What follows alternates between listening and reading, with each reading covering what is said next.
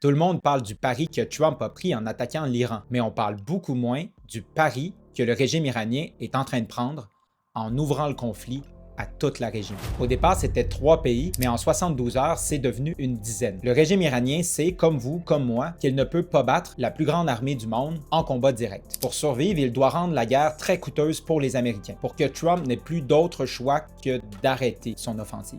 Et pour rendre la guerre coûteuse, il faut multiplier les fronts, comme ça par exemple. Et pourquoi tout ça c'est important? Parce que chaque nouveau front oblige les Américains, les Israéliens et leurs alliés à dépenser des intercepteurs de missiles qui coûtent des millions chacun, pour abattre des drones iraniens qui coûtent une fraction de ça. Plus il y a de fronts, plus les stocks s'épuisent. Et en parallèle, l'Iran s'attaque à l'économie mondiale. Ça, c'est quasiment fermé depuis lundi. Et pourquoi ça nous concerne? Parce que 1/5 du pétrole mondial passe par là. Les mathématiques sont simples à faire. Les prix du pétrole commencent à grimper et ça finit toujours par nous atteindre ici, à la pompe, dans nos marchés. Et plus que l'économie, il y a aussi des gens de chez nous qui sont coincés là-bas. Les aéroports de Abu Dhabi, Dubaï, Doha sont fermés. Et donc, c'est ça la stratégie. Épuiser les stocks, faire grimper les prix, multiplier les crises, jusqu'à ce que la guerre devienne trop chère, pas juste militairement, mais politiquement aussi. Trump a dit qu'il voulait mettre fin à la guerre en 4 semaines. Mais le régime iranien, lui, ne parle pas en semaines, il veut simplement survivre. Et le vrai problème, c'est qu'on ne sait pas combien de temps il peut tenir. Parce que c'est un régime extrêmement opaque. On ne connaît pas leur nombre de stocks de missiles, de drones. On ne voit pas non plus les cracks internes. Par contre, il y a une chose qu'on sait, c'est que Trump a des élections dans 8 mois et une base qui n'aime pas les guerres à l'étranger, ni une inflation qui grimpe.